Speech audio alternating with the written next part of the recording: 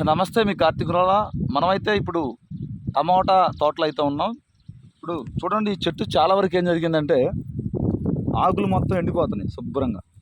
ఏదో వర్షం ఎక్కువైపోయి, వర్షం బీభత్సంగా పడుతుంది కాబట్టి పల్నాడు జిల్లాలో ఈ ఆకు మొత్తం కూడా శుభ్రంగా ఎండిపోతుంది.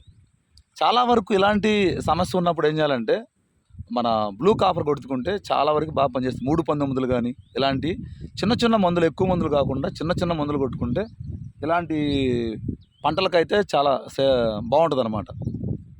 ఎందుకంటే ఈ సంవత్సరం విపరీతంగా వానలు ఇవ్వనుకుంటే జూలై చివరి నుంచి విపరీతంగా అయితే వానలు పడుతున్నాయి. చాలా వరకు టమాటా తోటలు అయితే ఇదే ఎండు తెగులు అయితే బేభత్సంగా ఉంది.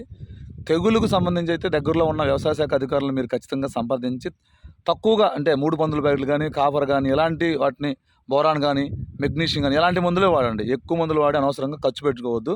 ఇది విషయం అయితే. మీ కార్తీక్ ఉంగరాల. ఇది టమాటా తోట అయితే.